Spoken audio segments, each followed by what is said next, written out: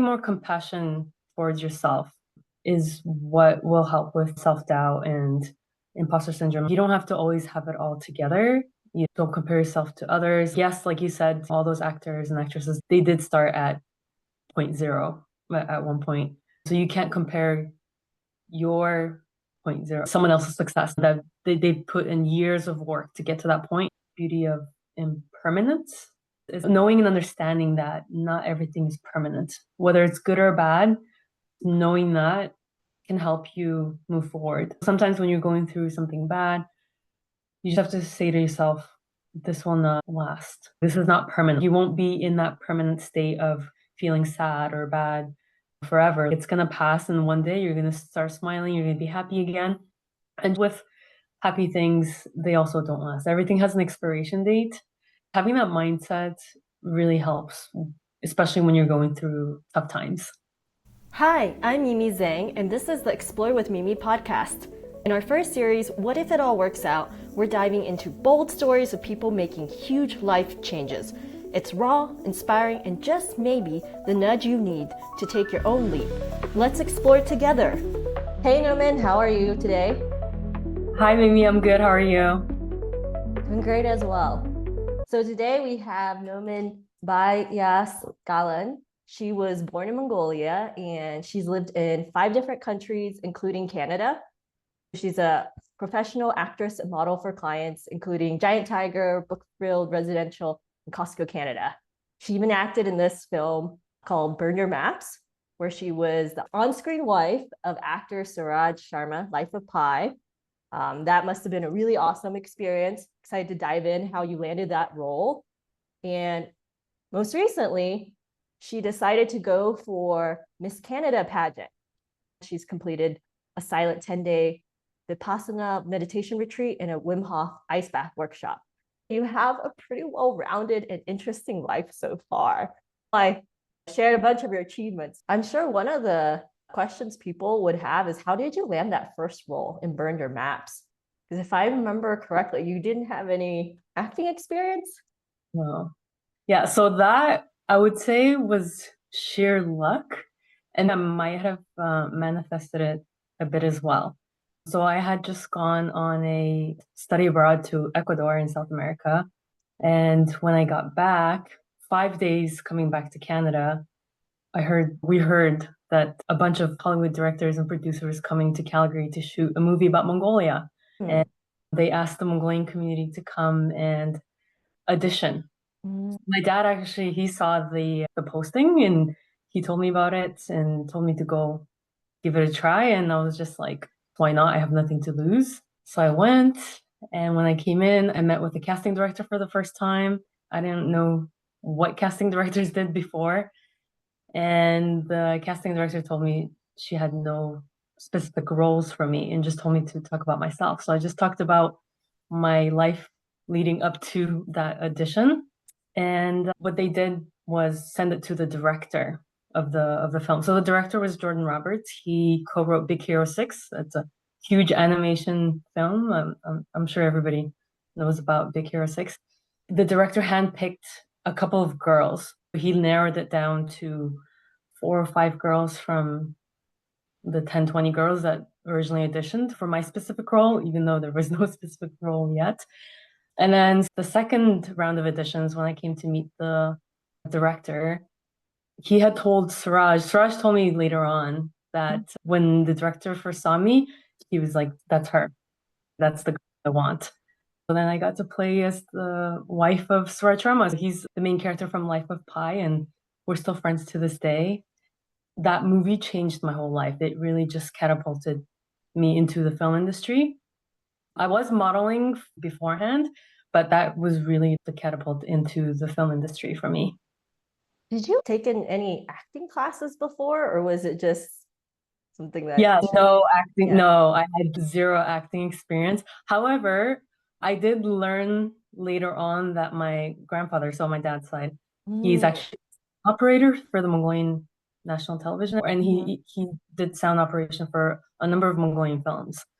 I think I knew about this, but it just slipped my mind. I didn't really think about it. And my dad and my aunt, when they were children, they had actually acted in movies. So in some ways, it Did run in my genes. And my mom, I guess as a child, she used to get picked out, audition for movies and commercials in Mongolia when she was a child, but she would never pass that first audition. She would go and then she would be cut and then she wouldn't make it to the second round. I guess it was something that was already manifesting for me. And then it finally happened. That's awesome. That is one heck of a story. So you mentioned that you manifested. So what's your definition of manifestation? Because might be a new kind of concept for some people. Sometimes we hear this word thrown around, but people might have different definitions. Yeah. Manifestation for me is it's your thoughts becoming actions. So depending on what kind of thoughts you have, whether it be good or bad, it does tend to take place because you'll notice some people are negative and they'll say, "Oh, bad things are happening to me." I really believe in good thinking, positive thinking, energy, having good vibes, all that. So I know when some people, when they're constantly just in that negative mindset, in that mind space, they tend to attract negative energies. When you're in that abundance thinking, way of thinking, positive thinking, I truly believe that good things do happen to you. And I've always wanted to be on the screen, entertaining, dancing, singing, or acting in a movie, modeling, even as a child. My mom didn't believe in that type of career because she said that's not a career. Back then, it was more doctors, lawyers, teachers. Those are real professions. Acting, modeling. That doesn't happen to normal people like us. It just happens to certain specific people. So it used to seem really far away, like celebrities, famous people back then. And now I know so many people who are normal. They just do a 9 to 5 job and then on the side they're modeling or they're acting. Yeah, I think it also depends on exposure, what you grow up around and the types of people that you're around. So sometimes if someone doesn't have that exposure, they don't think it's like as much of an option to explore. I agree with that. Yeah. Yeah. And do you think when it comes to manifestation, is there a balance between manifesting it and taking action? Is something more important than the other? Do they go hand in hand? Like, how do you I kind of? think it has to be a bit of both because, for example, you can't just say, "Oh, I want to lose weight," and then just not take action, like not go to the gym, not eat healthy. You can't just be sitting there and then just be like thoughts into action. Like you can't just think it. You do have to put some action into it. So getting up and then just having that positive mindset goes really hand in hand with working out, creating that discipline in yourself as well, and just creating a routine. And that's going to help you to lose the weight eventually. That makes sense. Have there ever been like times in your illustrious journey of the different types of goals that you've had where you've had struggle with doubt or failure, and how did you work past through that? For sure. I think everybody does have self-doubt. We've all struggled with that. And that goes into, especially with acting, like that's when I was feeling imposter syndrome when I first started acting, because I got into the Canadian Acting Union right off the bat, like with that first film. I got the title of a professional actor. And that was a huge title to wear. And I'm looking at actual A-list actors, Julie Roberts, George Clooney, and I'm just like, they're actors. What am I? I just felt like an imposter having that professional actor title. And I know everybody, they go through that self doubt, they do go down that path. But what's helped me is surrounding myself in a community with like minded individuals. Before I moved to Ottawa, I was acting in both Calgary and Vancouver. And when I moved to Ottawa, the acting community here in Ottawa, it's in Canada, it's more tight knit. You get to see other individuals who are really pursuing acting, and we all take acting classes together. We go to acting events. And that really helped me to push myself out of my comfort zone as well. I feel having imposter syndrome and having self doubt is a good thing because that does take you out of your comfort zone to push yourself even further and have self-growth and develop a self-growth mindset. Yeah. And I think everyone probably gets imposter syndrome at some point. It's a challenging thing. And in some ways, like you said, it's probably good because that means you're about to progress to a different level that you haven't been before. At the end of the day, some of the people we look up to, let's say actors and actresses, they had to start somewhere. They probably had imposter syndrome when they first started out. So it is all a journey. For sure. And I think, yeah, and I think just being more caring towards yourself. Yes, Loving. yeah, having more compassion towards yourself is what will help with self-doubt and imposter syndrome. You don't have to always have it all together. You don't and don't compare yourself to others. Yes, like you said, all those actors and actresses, they did start at point zero at one point. And so you can't compare your point zero, someone else's success that they put in years of work to get to that point, and you can't compare yourself to that. Yeah, I was doing a podcast interview with a different guest the other day. She said something that kind of resonated, which is there's certain uncomfortable feelings that come to us when we take on new risks and challenges. So part of it is learning how to self-regulate and self-soothe. Yeah. Those new emotions fill. And so like over time, you get more and more used to it. I think that may also help Yes. in these new situations. Yes, for sure. Do you think people who are very ambitious and successful, such as yourself, are more susceptible to imposter syndrome? Or even being woman or someone who isn't the majority? Do you think that plays into some of that pressure? Yeah, because I think we do put high expectations on ourselves, but also I do feel like highly successful or ambitious people, they do have a lot of self-awareness. So I feel like they know to stay in their lane. I guess that's the way I would put it. So then they think they just have a good awareness of where they're at. They're aware of their strengths, their weaknesses, and they know where they can go up against and what they can't. So I think that's why they tend to have imposter syndrome. In general, you've had lots of different mental and physical challenges that you've undertaken. Very rigorous endeavors like 10-day silent Vipassana meditation retreat and training for a natural bodybuilding competition.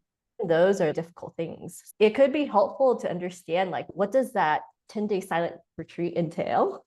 What motivates you to pursue these challenges and how have it impacted your mental resilience and personal growth? Right. So the natural bodybuilding competition, that's the one that I first did about, wow, almost 9 years ago now. Long time. Yeah, it's been a while. I've always wanted to do bodybuilding. Again, I've manifested bodybuilding into my life. When I was a kid, I was like 7 or 8 years old. I used to have my mom take pictures of me and I would just pose like Arnold Schwarzenegger. I'd be like, Mom, take a picture of me. And I would pose. And then I've always wanted to have six packs. I looked up to Beyonce, Britney Spears, and they always had that nice abs. And I've always wanted to have abs like them. As a kid, I used to do a lot of push-ups, a lot of ab crunches in PE class. And when I went on my trip to my study abroad to Ecuador, my roommate was a girl who had done a bodybuilding competition. And back then, hiring a trainer used to cost an arm and a leg. We all thought it was just for celebrities only. Celebrities only had access to trainers. But having that person right in front of me saying she has a trainer and she's done this fitness competition, that just seemed so much closer. The goal just seemed more achievable to me.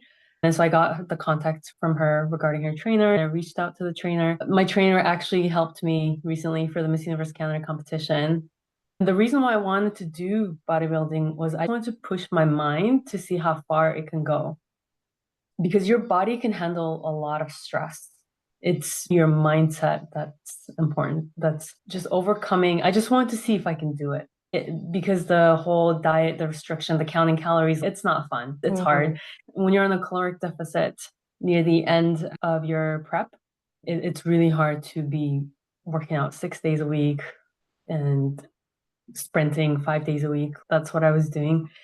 But in the end, I achieved my goal. I got on stage, I got a medal, and that was my first time ever competing, and I had no sports background.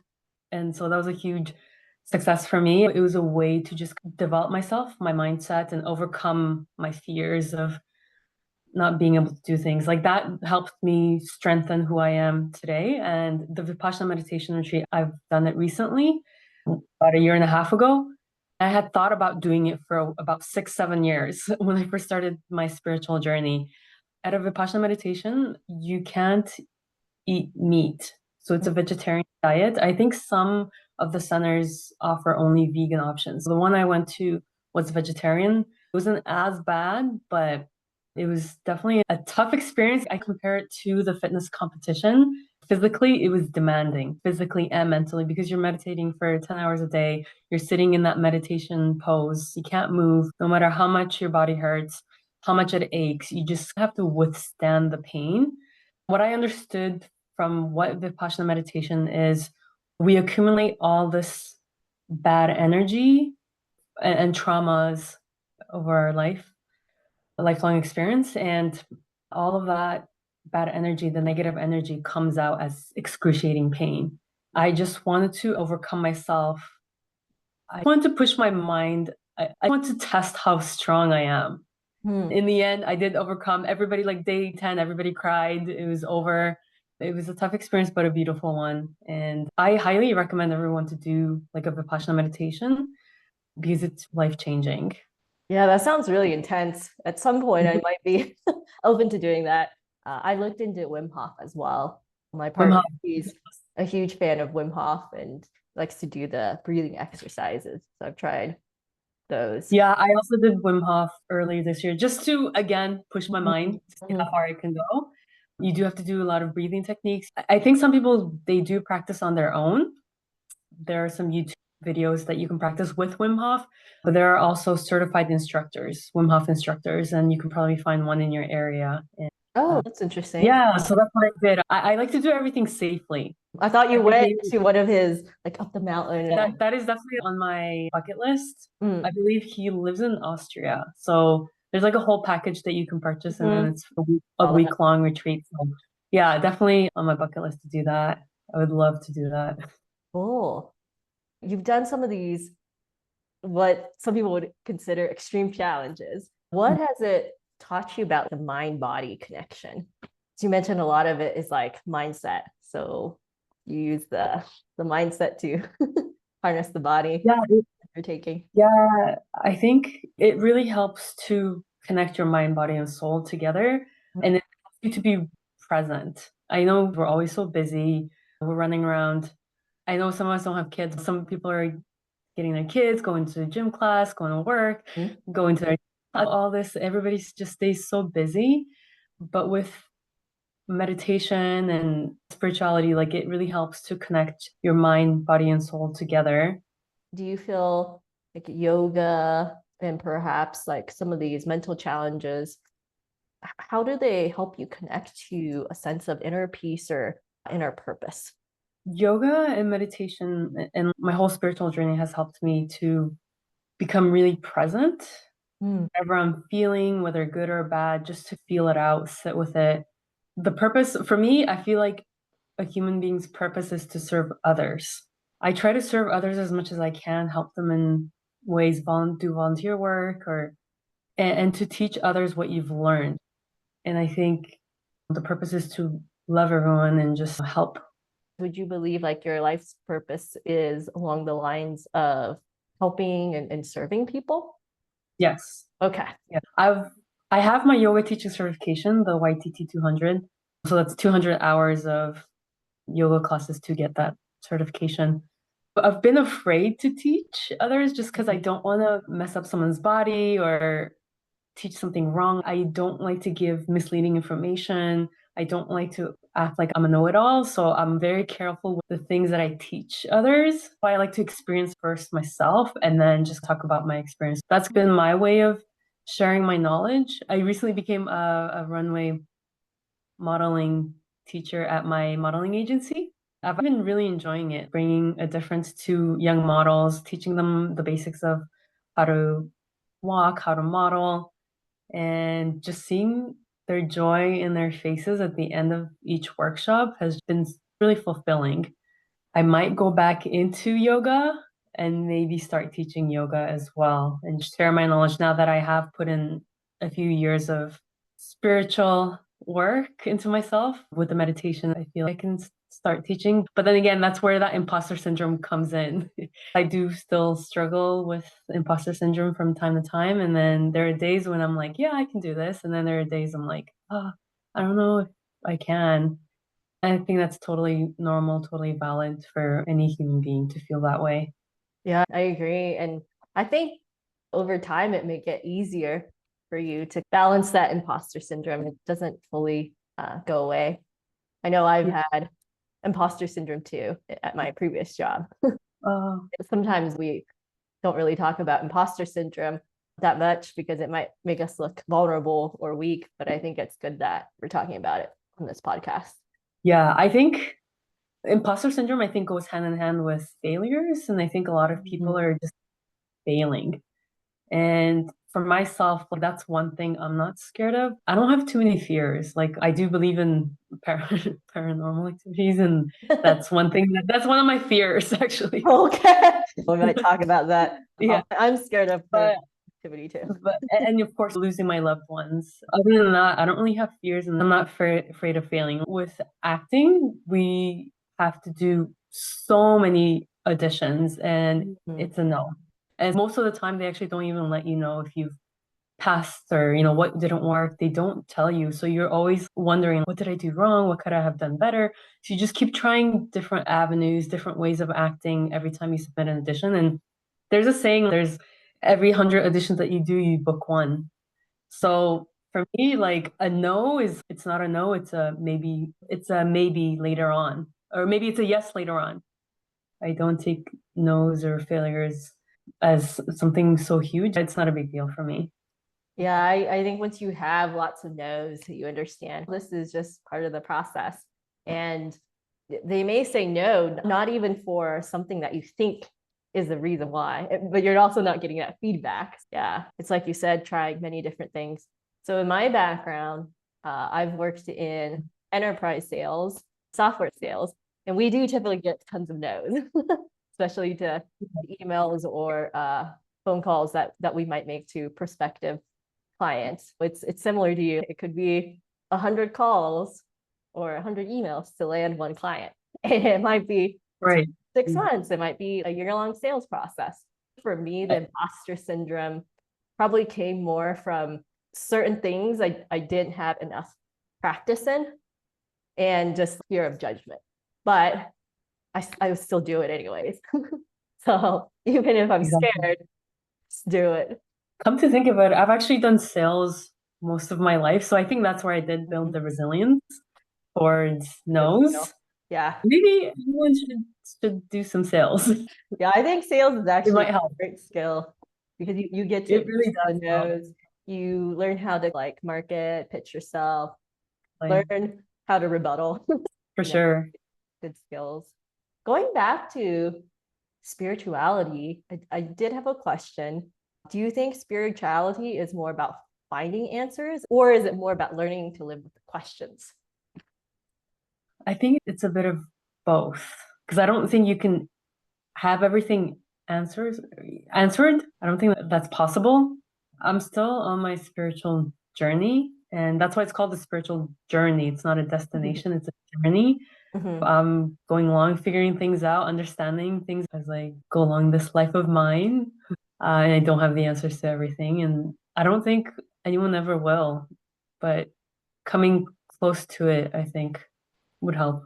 Looking at all the things that you are doing on a weekly basis, the day job, you're an actress, you're a model, how do you balance these various commitments that you have? Right. So I do work a 9 to 5, and with my modeling and acting, I try to pick up gigs that are outside of work hours. I've had to say no to a number of gigs as well. The whole balancing thing is for me is I consider them as my hobbies that pay. It's a passion of it's things that I'm passionate about. Like, I love my job. I work in the government in Health Canada. I do love what I'm doing at work, and then I really enjoy modeling and acting. Through modeling and acting, in essence, I am leaving little traces of myself, like in history. I feel I'm doing something for myself, and because I'm always so grateful for all the gigs that I receive, I don't really see it as a chore. And so when I go do all these things, I don't see it as being overly busy. And I think that's one thing that a lot of people confuse success as. They think staying busy, being busy is what's considered successful, but it's not. For myself, I can do all these things. I stay busy, but I can also literally do nothing. I can just lay there in my bed, lay there on my couch, like just do absolutely nothing. And I'm super comfortable. Having that balance is crucial. Yeah, and that can go back to being present and being mindful, enjoying your life as it is in that present moment. Because there's Yes, definitely. some people that are just wired to be busy all the time. A lot of our culture wires us toward that. No judgment there, but it Yeah. can be hard just not to be productive. Before I took my sabbatical, I think I had a hard time just not doing anything. So I'm more in peace with relaxing because rest is important too. Yeah. Yes, it's so important. Yeah, I have a number of friends, even family members, like they have to see, otherwise they just don't feel productive. Whereas for myself, I do feel productive sometimes when I'm just doing nothing. Because I'm like, for me, this is self-care. I self-pamper myself and Nomin, I know we met when we were in high school. it's been a long time since It's been a then. long time. In the time since, you've traveled all these different countries, you've lived in other places too. You've lived in this like intersection of several different cultures, places like Mongolia, United States, Canada. How has this shaped your understanding of who you are and what you value? I've lived in 5 different countries. I was Wow. born in Mongolia. I lived in Russia for a bit, and then I grew up in the States, and then I moved to Canada after, and I did a study abroad in Ecuador. I love different cultures. Living in all these different places have shaped me into the person I am, but I mostly identify with the North American culture and Mongolian culture. For the longest time, of course, there are challenges that come with that. I was never like North American enough, not American or Canadian enough, and then I'm not Mongolian enough, and I hang out with Mongolian people. You're always in that twilight zone. You're stuck with who am I? Who are my people? Like where do I go? Where do I belong?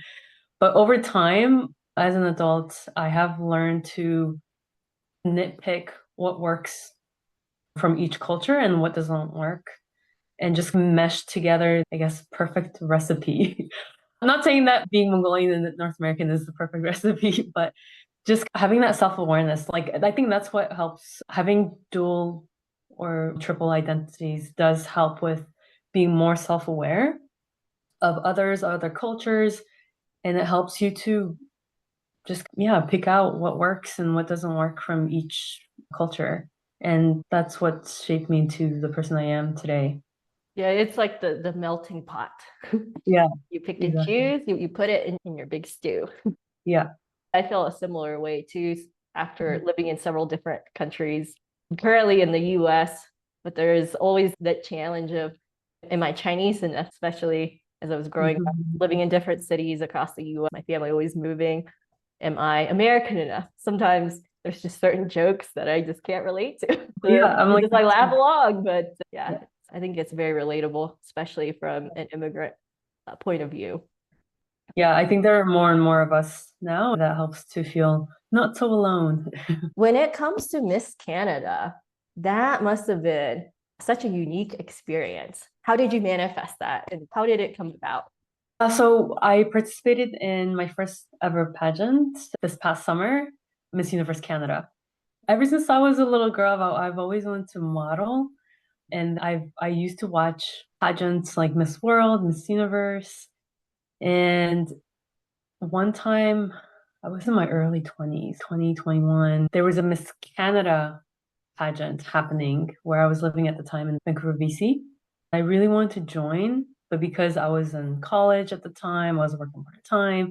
And back then, I didn't really know where to buy dresses from.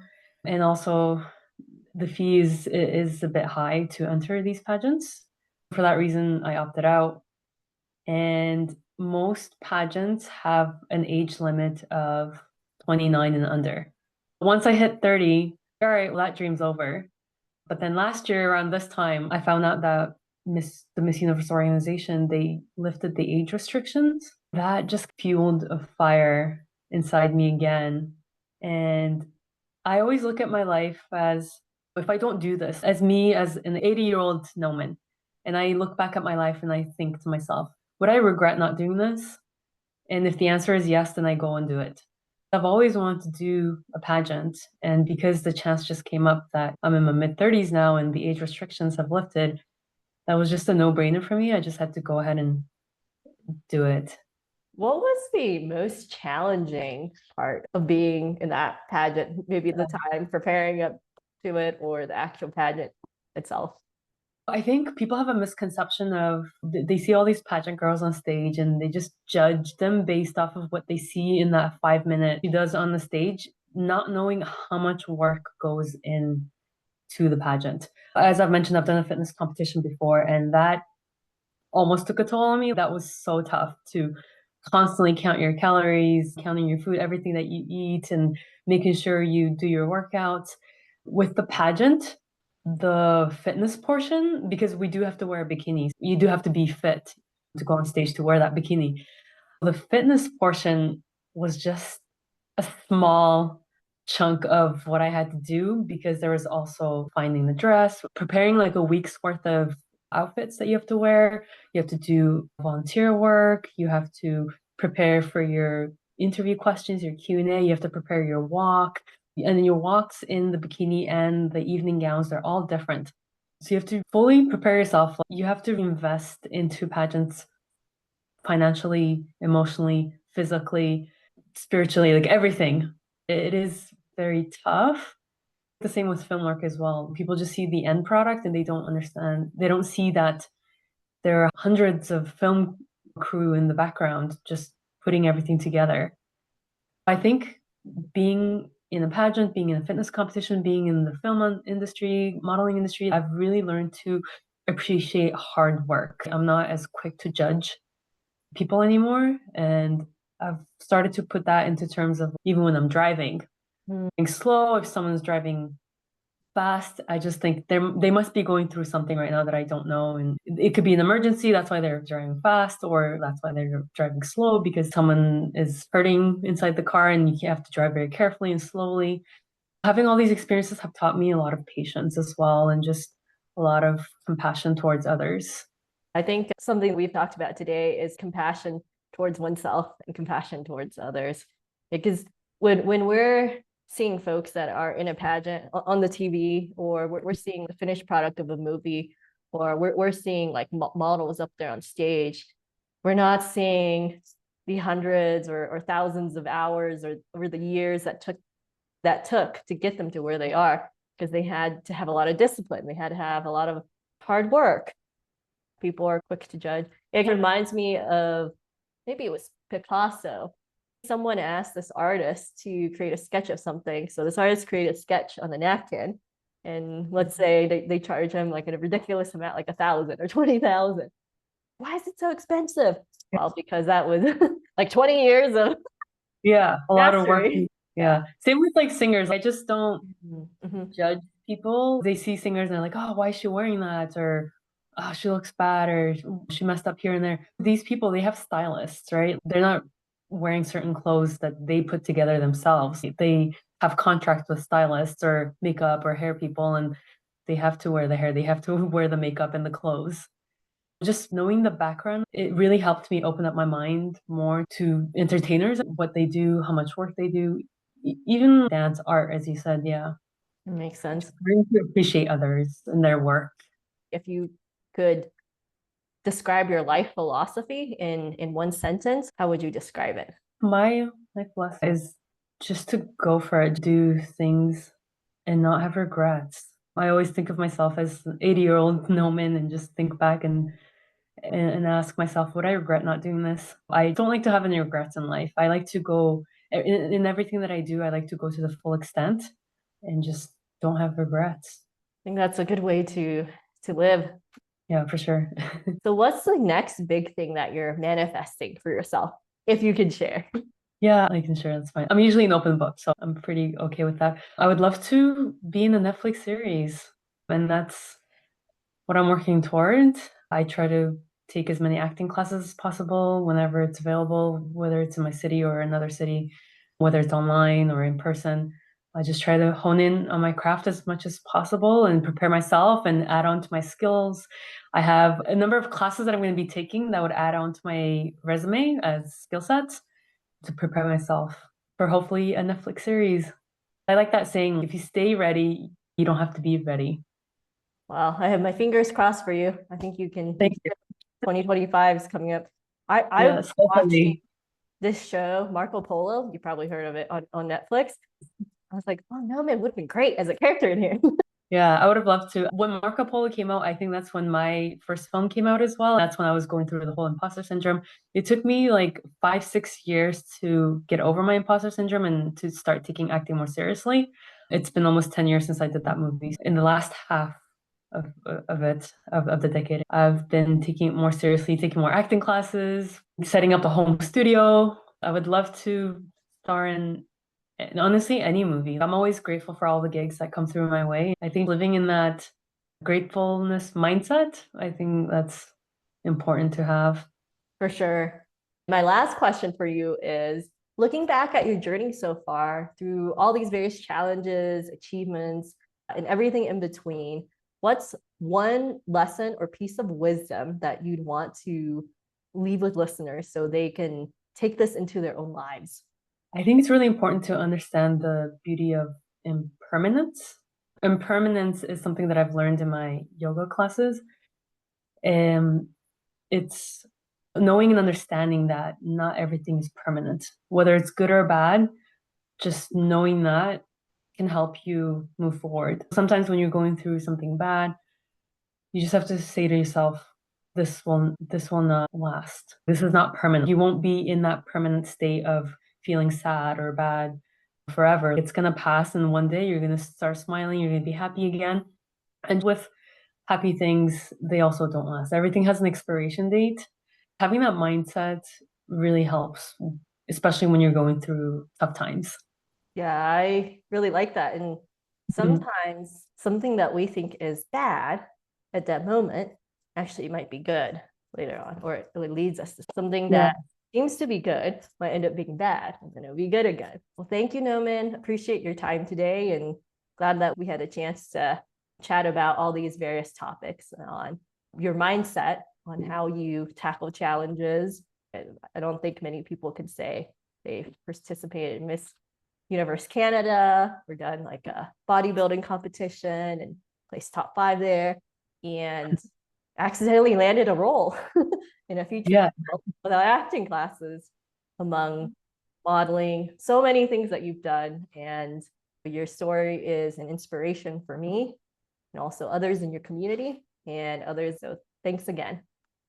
Thank you so much for inviting me on this podcast. I really appreciate the opportunity. And I think I may have manifested this podcast as well. I've been wanting to go on a podcast and I was just waiting for the right moment and for someone to invite me, and you did. So that's amazing. Thank you so much. Thank you, Nomin. And on that note, for some reason, around the time when I was looking for more podcast guests, I kept thinking of Nomin. So manifestation works. Oh, that's so Here we cool. are. Awesome. That's it for this episode of Explore with Mimi. If today's story got you thinking, laughing, or maybe even planning your next big leap, don't forget to subscribe, leave a review, or share it with a friend. It might be just what they need too. Remember, no matter where life takes you, what if it all works out? I'll see you next time.